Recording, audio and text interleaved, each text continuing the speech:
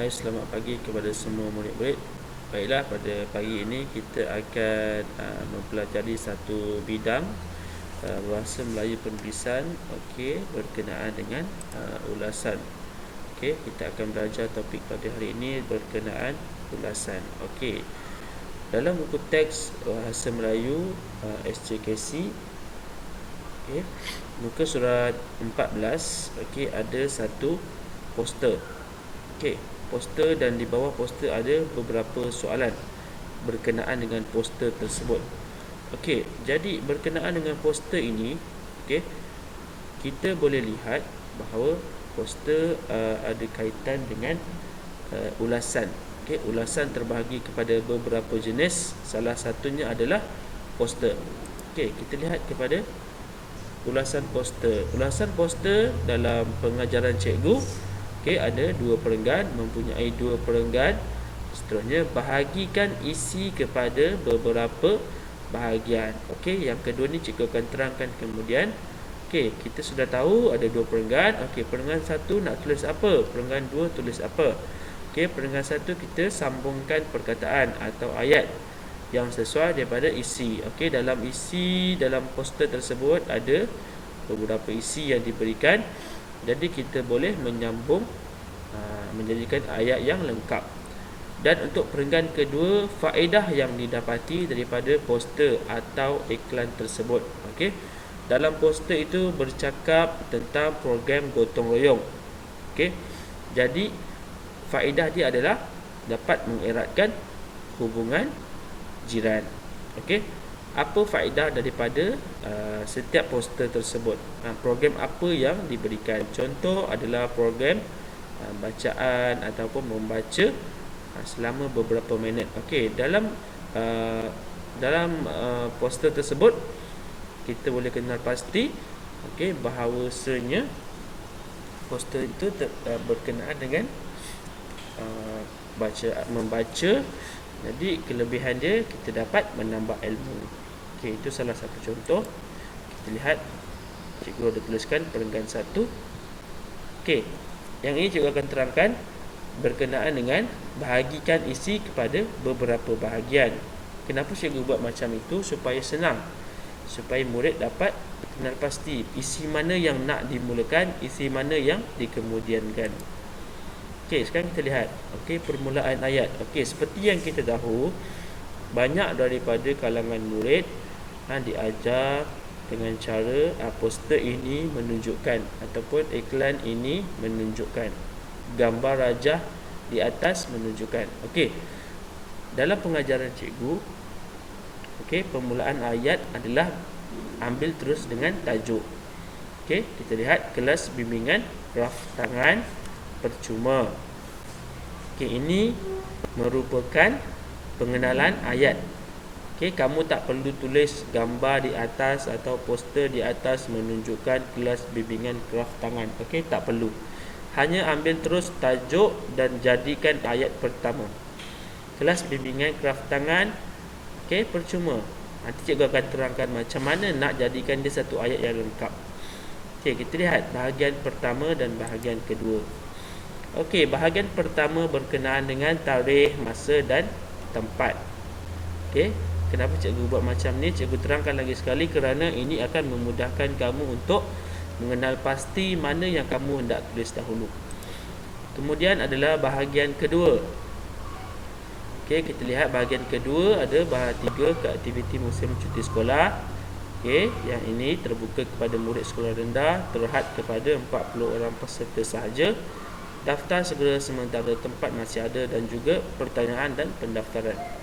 Seperti yang kita ketahui, ulasan ini apa yang perlu kita buat adalah kita mesti buat ulas daripada poster tersebut. Kita tak boleh salin bulat-bulat daripada isi, tetapi kita kena ubah suai. Ini untuk perenggan pertama jawapan yang cikgu berikan. Lihat kelas bimbingan graf tangan akan diadakan secara percuma. Lihat kembali permulaan ayat apa yang cikgu terangkan tadi. Ambil tajuk, terus jadikan dia salin untuk ayat pengenalan. Okey, kelas bimbingan kraftangan akan diadakan secara percuma pada 15 Disember 2020 bermula pukul 8.30 hingga 11.30 pagi. Okey, cikgu telah jadikan permulaan ayat dan bahagian pertama dalam ayat yang pertama. Okey, daripada kelas bimbingan sehingga 11.30 pagi. Okey, kita boleh jadikan dia terus dalam satu ayat untuk mengelakkan daripada kita lebih guna perkataan, sebab ulasan perlu tulis daripada 40 perkataan hingga 70 perkataan sahaja. Okey, seterusnya tempat. Kita dah siap yang atas, kita terus pada tempat.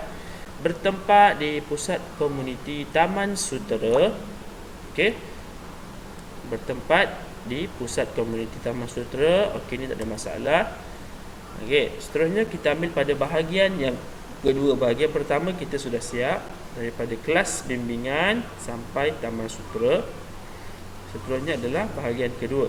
Kelas ini diadakan bersempena aktiviti semasa musim cuti sekolah. Okey, lihat aktiviti musim cuti sekolah. Kemudian kelas ini terbuka kepada murid sekolah rendah dan terhad kepada 40 orang peserta sahaja. Okey, lihat daripada dua isi ni, cikgu jadikan dia sebagai satu ayat. Okay, lihat di sini, kelas ini terbuka kepada murid sekolah rendah dan terhad kepada 40 orang peserta sahaja. Murid perlu mendaftar segera sementara masih ada kekosongan. Okey, dalam ayat ini cikgu ubah sedikit supaya jadi nampak kita tak ambil bulat-bulat jawapan dia. Kita jadikan dia sebagai jawapan yang bernas, jawapan yang bijak. Murid perlu mendaftar segera sementara masih ada kekosongan. Okey, kemudian yang paling bawah ini pertanyaan dan pendaftaran, tanya dengan Puan Rohaya dan ada nombor telefon di belakang. Okey, kalau kamu nak masukkan boleh, tak masukkan pun tak apa. Okey, dan terakhir sekali, hubungi Puan Rohaya untuk keterangan lebih lanjut. Sebab apa? Di sini dia nyatakan jika ada pertanyaan dan untuk pendaftaran, okey, sila telefon Puan Rohaya. Jadi cikgu ubah ayatnya menjadi hubungi Puan Rohaya untuk keterangan lebih lanjut. Sekiranya ada masalah nak tanya ataupun nak daftar, okey, sila hubungi Puan Rohaya. Perenggan 1 dah habis. Okey, jadi sekarang ni perenggan kedua. Seperti yang cikgu terangkan, perenggan kedua berkenaan dengan faedah. Apakah kebaikan poster tersebut? Okey, sekarang ni cikgu nak tanya, okey, poster tersebut apa tajuk dia? Lihat balik, bertajuk kelas bimbingan kraftangan. Okey, tajuk di atas ni kelas bimbingan kraftangan. Okey, apakah kebaikan yang kita boleh ketahui daripada kelas ini? Okey, kita sama-sama fikir sejenak, apa kebaikan dia? Mungkinkah kebaikan dia kita dapat tambah ilmu atau mengisi masa lapang? Kenapa cikgu cakap mengisi masa lapang? Kerana kelas ini dibuat semasa waktu cuti sekolah.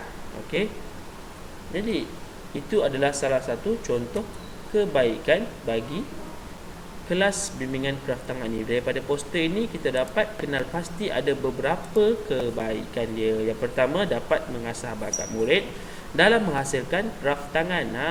Okey, murid yang terlibat dalam kelas bimbingan ini, okey, mereka dapat mengasah bakat atau mencongkel bakat untuk menghasilkan kraftangan yang lebih cantik lagi. Okey, kemudian dapat meluangkan masa dengan perkara yang berfaedah. Okey, kerana apa? Kerana dibuat semasa cuti sekolah.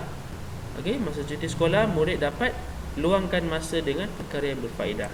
Dan yang terakhir, dapat menambah ilmu pengetahuan yang baharu.